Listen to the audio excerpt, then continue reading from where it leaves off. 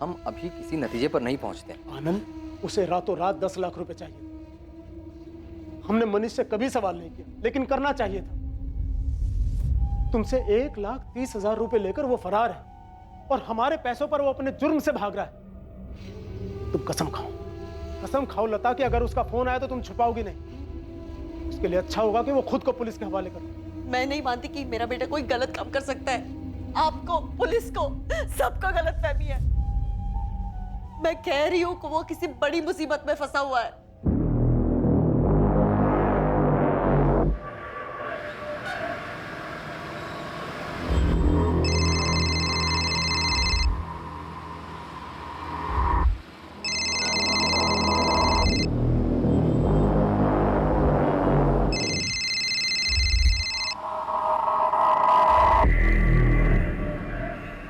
Hello, हाँ phone बंद था, चार्ज किया तो ऑन किया अभी।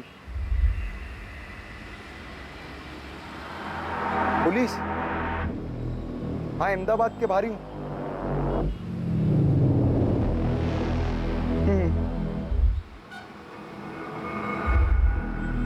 ध्रुव अब तक पुलिस की पकड़ से बाहर था और उसे यह खबर मिल चुकी थी कि पुलिस उसे ढूंढ रही है। क्या ध्रुव और मनीष दोनों ने मिलकर ये खून किए थे? इस केस का सच बाहर आना अब भी बाकी था और वहीं असद और सुप्रिया के परिवार वालों को उनकी हत्या का कड़वा सच स्वीकार करना पड़ रहा था।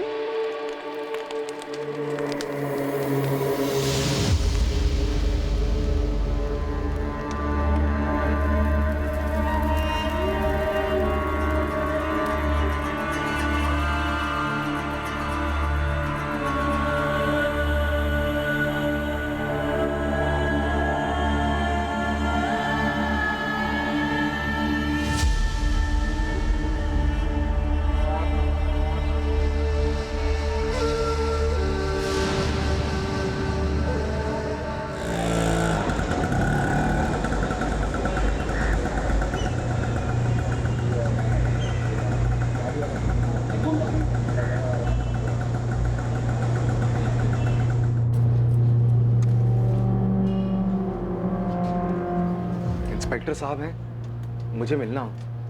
आप कौन? मैं ध्रुव साहू। वो शायद मुझे ढूंढ रहे हैं। साहब, मैं मुंबई से लौट रहा था, मेरी रास्ते में गाड़ी खराब हो गई। रात बहुत थी, सुबह तक इंतजार करना पड़ा। फिर कैसे भी करके कोई मैकेनिक ढूंढा, गाड़ी ठीक करवाई। पूरा दिन निकल गया मेरा। फोन की चार्जिंग खत्म हो गई थी। मैकेनिक के पास फोन चार्ज किया तो अबे भाई का फोन आया। तो बोलने लगे कि आप लोग ढूंढ रहे हैं मुझे। सीधी गाड़ी खड़ी करी मैं और यहाँ पर आ गया आपके पास। तेरी गाड़ी सच में खराब हो गई थी या फिर भागने की फिराक में था? साहब, मैं क्यों भागने लगा? गाड़ी सच में खराब हो गई थी, नहीं तो मैं सुबह पहुंच जाता यहाँ पर अहमदाबाद में। पर साहब, हुआ क्या है? मुझे क्यों ढूंढ रहे थे आप? मनीष सोलंकी कहाँ है ध्रुव? क्या हुआ? क्यों गया? सब पता है हमें। मार्च तक गाड़ी चला रहा था तो उसकी। हाँ साहब, मैं मनीष की गाड़ी चला रहा था, पर जैसा कि आपने बोला मार्च तक, उसके बाद मुझे नहीं पता वो कहाँ पर है। आखिरी बार कब मिला था मनीष से? कुछ 3 महीने पहले, जब मैं गाड़ी खड़ी करने गया था उसके यहाँ पर। जान पहचान कैसे हुई थी तेरी उसके साथ?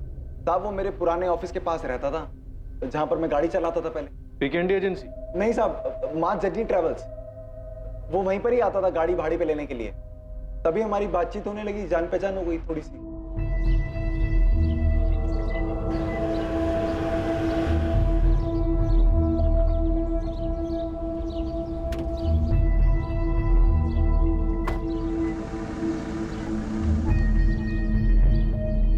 अच्छा, तो बस ऐसे ही आते जाते तेरी जान पहचान हो गई उसके साथ और उसने अपनी गाड़ी थमा दी तेरे हाथ में चलाने की?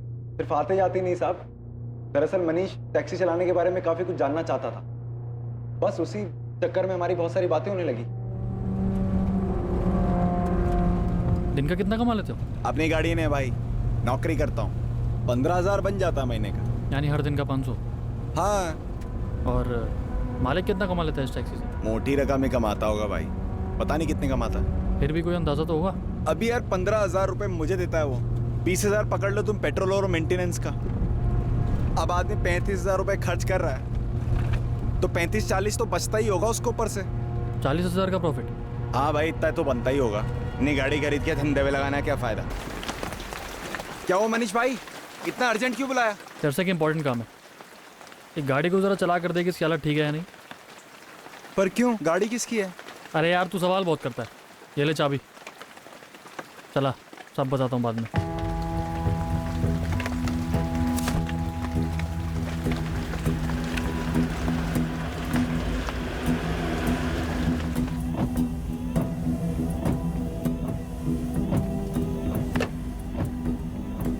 गाड़ी की कंडीशन सही है? हाँ भाई, गाड़ी एकदम सही है, पर मामला क्या है? कुछ नहीं, गाड़ी को खरीद करके आप कंपनी में लगाने की सोच रहा हूँ। क्या बोलता है, सही रहेगा? कैब? भाई कहाँ इन सब चक्रों में पड़ रहे हो आप? अरे चक्कर वक्कर कुछ नहीं है, सीधा बिजनेस है। गाड़ी ड्राइवर चलाएगा, मेरे कुछ पैसे बन जाएंगे। अब ये बता कि गाड़ी मेरी हुई तो क्या तू चलाएगा? तुझे कितने मिलते? 15? मैं 18,000 दूंगा। हाँ चलाएंगे ना भाई, बिल्कुल। साहब मनीष लड़का अच्छा था, पैसे अच्छे दे रहा था। अब मैं भला क्यों मना करने लगा? उसने गाड़ी खरीद ली, मैंने गाड़ी चलानी शुरू कर दी उसकी। मनीष लड़का अच्छा था, पैसे भी अच्छे दे रहा था, तो फिर 3 महीने पहले तूने उसकी गाड़ी चलानी बंद क्यों की? साहब मनीष को धंधे की असलियत दिखाई दे गई थी। धंधा उसे जितना आसान लग रहा था उतना था नहीं, ऊपर से गाड़ी का खर्चा अलग। इस महीने भी सिर्फ 45,000 हुआ है।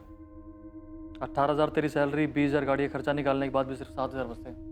तूने तो कहा था 40,000 बचते हैं, और पिछले 2 महीने से ये हाल है बस। तो भाई मैंने अपने मालिक के लिए बोला था ना, वो 10 गाड़ियां हैं उसके पास, एक खराब होती है दूसरी चलती है, एक का दूसरा पूरा कर देती है, उसका बच जाता है। ये तूने पहले क्यों नहीं बताया? अरे तो तुमने पूछा ही नहीं पहले, और मैंने बोला तो था मत पड़ो उन सब चक्कर में, फालतू की सरदर्दी है। मार्च के महीने में कुछ ही दिन और चलाई होगी मैंने गाड़ी, जब एक सुबह गाड़ी साफ करते हुए मनीष आया और 20 मार्च से गाड़ी यहीं खड़ी कर देना। गाड़ी खड़ी कर देना मतलब? तुम कोई और काम ढूंढ लो। क्यों? इस कैब के धंधे में बहुत नुकसान हो रहा है। साहब जैसा उसने कहा था मैंने बिल्कुल वैसा ही किया। 20 मार्च को गाड़ी उसके घर के नीचे आके खड़ी कर दी मैंने, चाबी उसके हाथ में रख दी मैंने। अब वो कैसा है, कहां पर है, मुझे नहीं पता। पता नहीं है या फिर बताना नहीं चाहता? साहब कैसी बात कर रहे हो, मैंने सब बता तो दिया आपको। पर तूने अभी तक हमें ये नहीं बताया कि मनीष ने तेरे साथ मिलकर सुप्रिया और असद को मारने का प्लान बनाया था और उसके बाद मार डाला दोनों को। मारने का प्लान? साहब ये क्या कह रहे हैं आप? मनीष ने कुछ कर दिया क्या? 2 मर्डर करके फरार है मनीष सोलंकी, और एक तू ही है जो सबसे ज्यादा उसके साथ टच में था। तेरी बातचीत होती थी सबसे ज्यादा उसके साथ। दोस्ती यारी में आके तू भी उसके प्लान में शामिल हो गया होगा और मार दिया होगा दोनों को। साहब मनीष के साथ मेरी अच्छी जान पहचान थी, ये बात सही है, लेकिन उतनी ही बात सही है 20 मार्च को उसके यहाँ पर गाड़ी खड़ी करने के बाद मैं उससे नहीं मिला, मैंने नई ट्रैवल एजेंसी ज्वाइन कर ली। आप लेजर चेक कर लो वहां जाकर, मैं और क्या बताऊं आपको।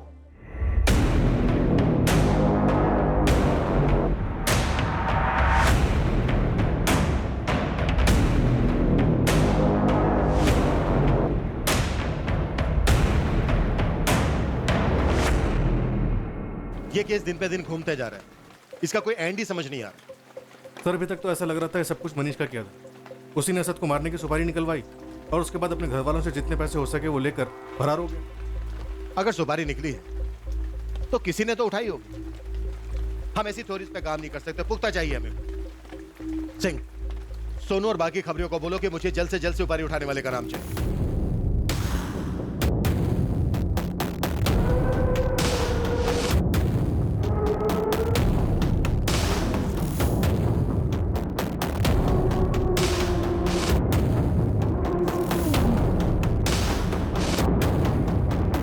बोलो किसने दी सुपारी? साहब सच में बता रहे, हमें कुछ नहीं पता। नहीं मैडम, नहीं मैडम, मत मारिए मैडम। तुम में से ही किसी ने उनका काम तमाम किया और अब यहाँ आके नाटक कर रहे हो। साला पता नहीं कौन उठाया सुपारी, और पुलिस है ना अपने नाक में दम करके रखे ले। जब दिल में उठा लिया और एक सवाल, सुपारी किसने ली, सुपारी किसने ली? अरे कुछ और भी पूछ लो। देख मजे की बात क्या है कि जिसको सुपारी लेनी थी उसने सुपारी ले भी ली, गेम भी बजा दिया। हाँ, और किसी को पता भी नहीं चल गया, सब ढूंढते रह गए। साले तू तो ऐसा बोला जैसे तेरे को सब मालूम है। हाँ देख अब हवा में बात नहीं करता, सुपारी राजू रंगीला ने उठाई थी। देख तू मुंह बंद रखना, अगर उसको पता चल गया ना तो तेरी निकाल देगा वो 100-200 में सुपारी। हाँ सोनू बोल, नाम मिला? नाम भी मिला और पता भी। साहब लगता है इस बार अपना काम हो जाएगा। जल्दी बोल।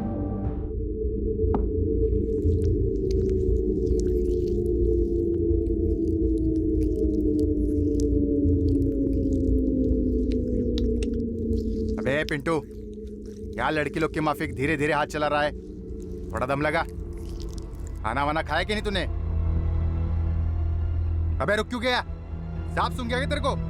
ए रंगीले, पिंटू को छोड़, चल हमारे साथ जेल में, तेरी मालिश का इंतजाम करके रखा है। सब बात क्या हुआ?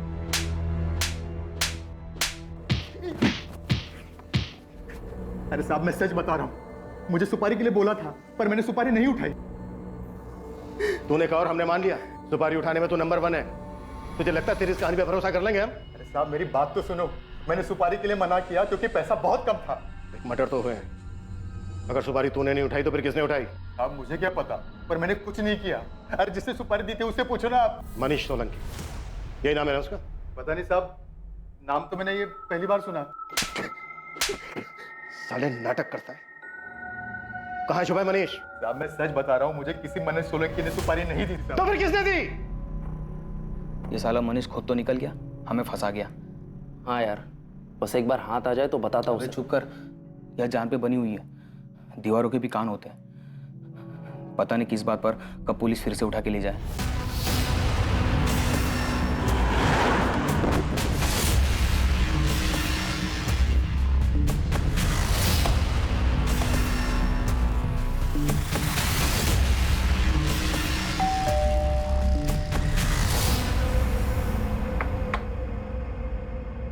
इतने दिनों से ड्रामा कर रहे थे हमारे सामने, अब बताओ अकेले किया?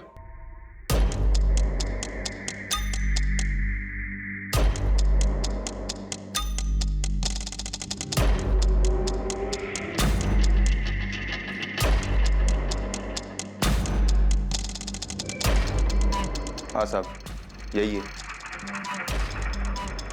चल।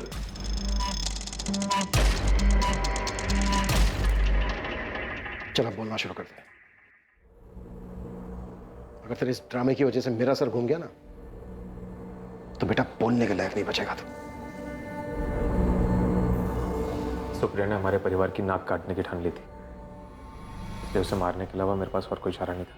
और उसका जुर्म यह था कि उसका एक लड़के के साथ अफेयर था। किसी दूसरे धर्म के लड़के के साथ अफेयर था, इसलिए मरवा दिया दोनों को। चल बैठ।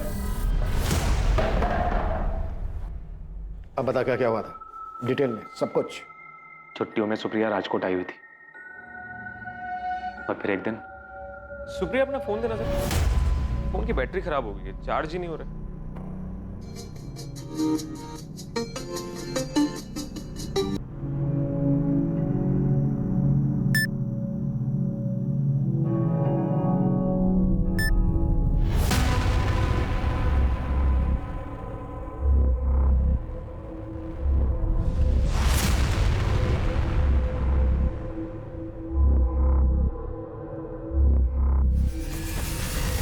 अगर मेरा बस चलता तो मैं उसी वक्त असद की जान ले लेता, लेकिन इन सब में वो अकेला नहीं था, सुप्रिया भी उसके साथ थी। मैं कुछ भी बोलता या कुछ भी करता तो सारी बात बिगड़ जाती, बदनामी होती, लोगों को पता चलता। इसलिए मैंने चुप ही रहना सही समझा। आखिर गलती तो मेरी बहन की थी ना। सुप्रिया,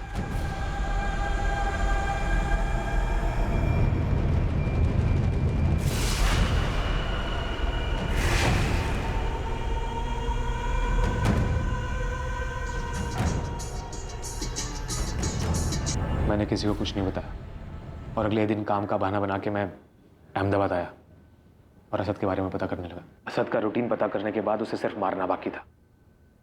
इसके लिए मुझे ऐसे आदमी की जरूरत थी जो एक काम धंधे की तरह करता हो। राजू रंगीला कैसे पहुंचा उस तक? मैं अक्सर ऊपर की कमाई करने के लिए बैटिंग किया करता था, और राजू रंगीला के जरिए मैंने अक्सर कई बार बैटिंग की थी। वहीं से उसे जानने लगा और उसके काम को भी। और असद को मारने के लिए मुझे राजू रंगीला से बेहतर आदमी नहीं मिल सकता था। 1 लाख, उससे नीचे 1 रुपया नहीं। करना है तो बोल, वरना निकल यहां से। राजू को देने के लिए 1 लाख रुपए नहीं थे मेरे पास, लेकिन मैं इस काम को ज्यादा देर तक टाल भी नहीं सकता था। इसलिए मैंने खुद असद को मारने का प्लान बनाया। असद को मारने के लिए मैंने एक देसी कट्टा खरीदा। असद को मारने का प्लान तो मैंने बना लिया था, लेकिन उसे अंजाम देने के लिए सही समय मुझे नहीं मिल रहा था।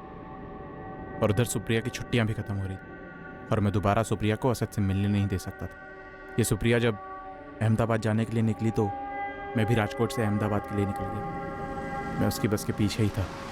मैंने उसी दिन असद को मारने की ठान ली थी, पर कुछ और ही हुआ।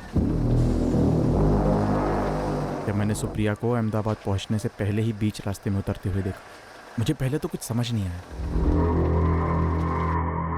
पर फिर मेरी नज़र असद पर पड़ी, जो कि शायद उसे लेने आया था, और सुप्रिया असद के साथ हाईवे से अंदर जंगल की तरफ चली गई। मैं भी गाड़ी साइड में लगा के उनके पीछे गया, जहां वो दोनों क्या वो दोनों? जरा से भी शर्म नहीं बची थी उन दोनों में। वो दोनों जंगल में ही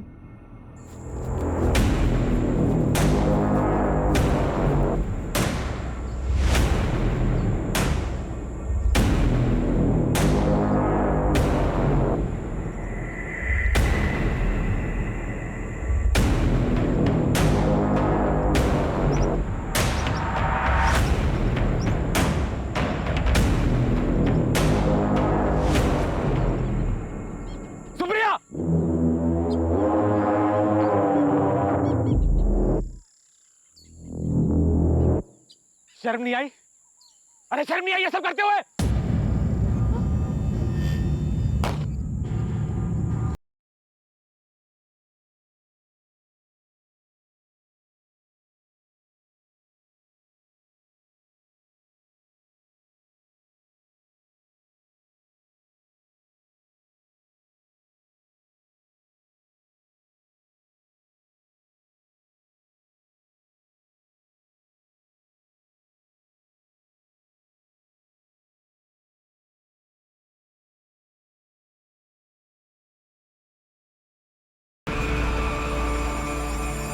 उन दोनों को मारने के बाद मैंने कट्टा और उन दोनों के मोबाइल नहर में फेंक दिए और राजकोट आ गया। और फिर घर आके ऐसे ड्रामा किया जैसे कुछ हुआ ही नहीं। सुप्रिया को मारने का प्लान पहले से था या फिर गलती से मारी गई? असद को मारने के बाद मैं सुप्रिया को भी मार डालता, क्योंकि मैं सुप्रिया को अच्छी तरह से जानता था। बहुत जिद्दी थी वो। मैं उसे कितना भी समझाता, लेकिन वो असद को नहीं भूल पाती, बात का पतंगड़ बनाती, और जिस बात को मैं दबाना चाहता था वो उस बात को सारे जहान में गा देती। और अगर मैं दोनों को नहीं मारता तो मैं अपने पिताजी को अच्छी तरह जानता हूँ। सुप्रिया उनकी कमजोरी थी, वो कुछ भी करके पिताजी को मना लेती, और उसके बाद हमारा समाज में उठना बैठना सब बंद हो जाता। ये सबसे मनीष का क्या ताल्लुक है? पता नहीं, उसे तो मैं जानता भी नहीं था। वो तो जब आप लोगों ने कहा कि मनीष और सुप्रिया का कुछ चल रहा है, तो मैं भी वही खेल खेलने लगा। मैंने भी कहा कि हाँ, मनीष ने ही सुप्रिया को मारा। इसीलिए तूने हमारे खबरी को फोन किया, हमें गुमराह करने के? किसने दी सुपारी? लड़की के आशिक मनीष सोलंकी ने। उसे लड़की चाहिए थी, जैसा मैं चाहता था वैसा ही हो। पुलिस का शक मनीष पे और ज्यादा बढ़ गया। तेरी इसी होशियारी ने हमें तुझ तक पहुंचाया। सुपारी किलर को ढूंढते हुए हम राजू रंगीला तक पहुंचे, और उसके जरिए तुझ तक। क्या कहा था तूने? कि तेरी बहन सुप्रिया ने तेरे परिवार की इज्जत मिट्टी में मिला दी थी। ये जो दो खून किए तूने, क्या लगता है तुझे कि तूने अपने परिवार का नाम बहुत रोशन कर दिया है? बहुत ही घटिया सोच है तेरी, विकृत। तेरे जैसे लोगों को तो जेल में ही होना चाहिए। साला तुम जैसे लोगों को समाज में सही तरीके से रहना आता ही नहीं।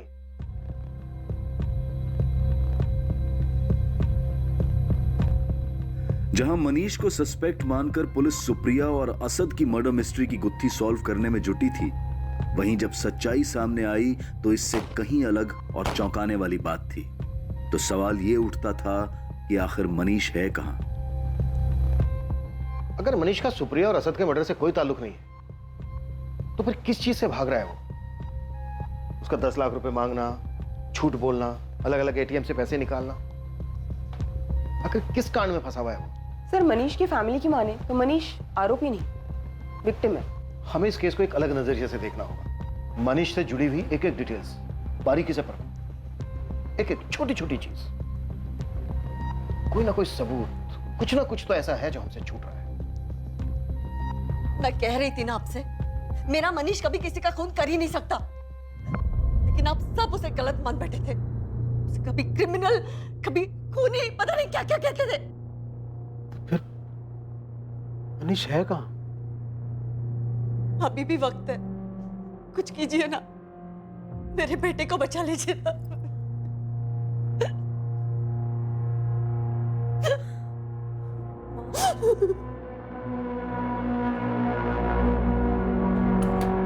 सर, 4 जून की शाम तक मनीष का फ़ोन लोकेशन उसका रूम में था और उसके बाद उसका फ़ोन यहाँ भोपाल में दिखा, जहाँ वो देर रात तक ऑन रहा, जहाँ से उसने अपने माँ बाप, अपनी दीदी, जीजा, अपने दोनों दोस्त सलील और वैभव इन सबको कॉल्स किया। और सुबह तकरीबन 4 बजे उसका फ़ोन स्विच ऑफ हो जाता है और फिर उसके अगले 2 दिन यानी 5 और 6 जून को उसका फ़ोन ऑन ऑफ होता रहता है।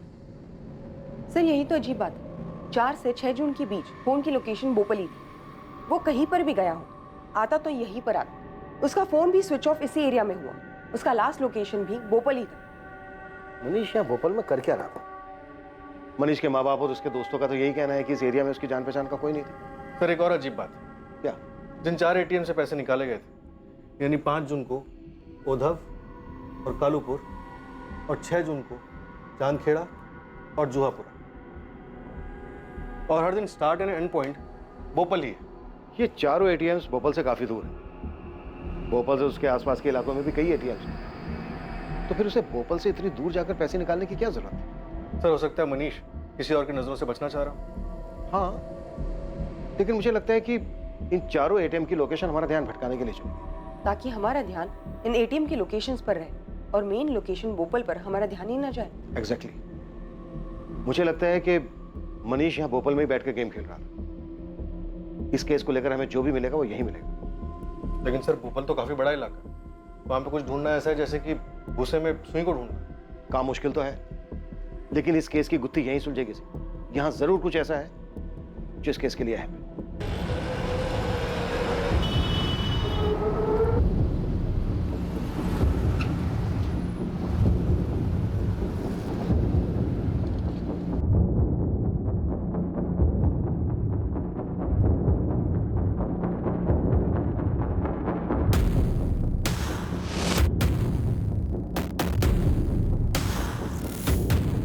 पुलिस बड़े स्तर पर मनीष की खोज में लगी हुई थी, मगर पुलिस के हाथ अब भी खाली ही थे। कई कोशिशों के बाद भी पुलिस को मनीष के बारे में कुछ पता नहीं चल रहा था, लेकिन इन कोशिशों ने शांत पड़े तालाब के पानी में एक हलचल पैदा की थी, और यही हलचल पुलिस को इस केस के किनारे तक ले जाने वाली थी।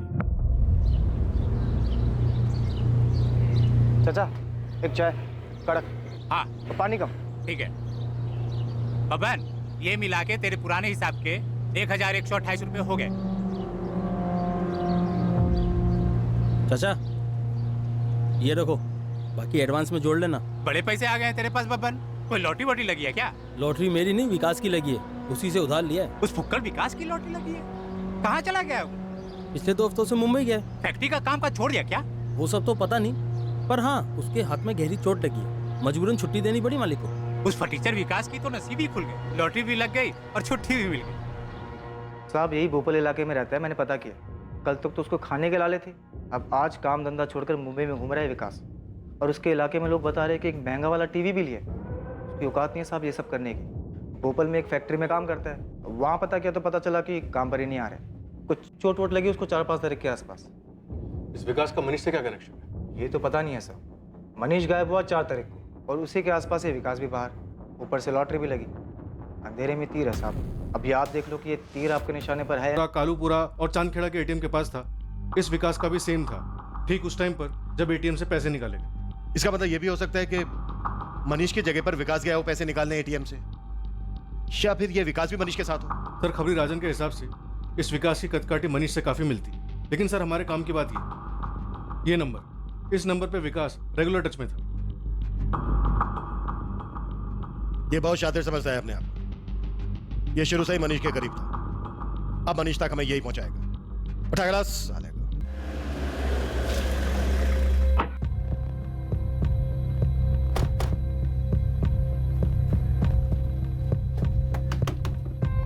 चल ध्रुव बाहर आ।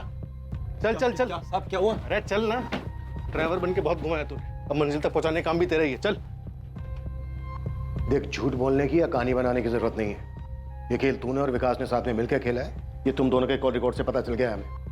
एटीएम से पैसे विकास ने निकाले थे ये भी पता है हमें। अब तो ये पता मनीष कहाँ है और वो छिपा हुआ क्यों है।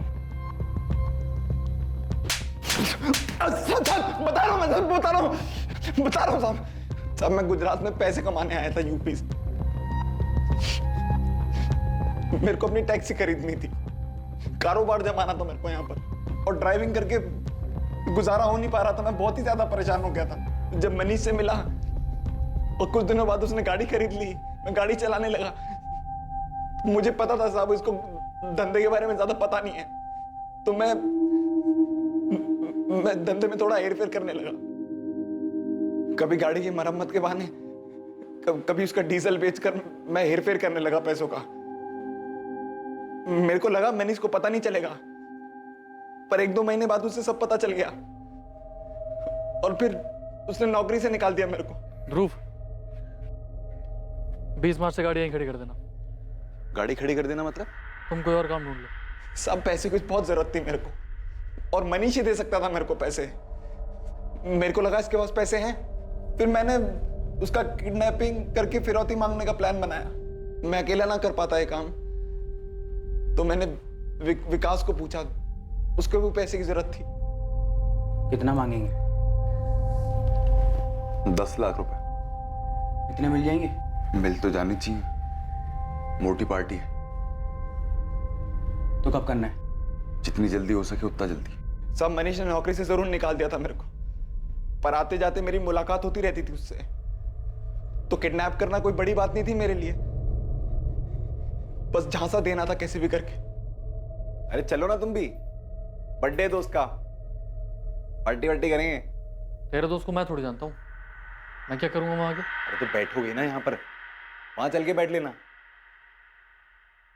मैं विकास की बर्थडे पार्टी का बहाना बनाकर मनीष को भोपाल ले आया विकास के घर पर। कैसी लगी पार्टी? भाई बढ़ते में तो मजा आ गया। मेरा हो गया। अरे ले लो। बस बस।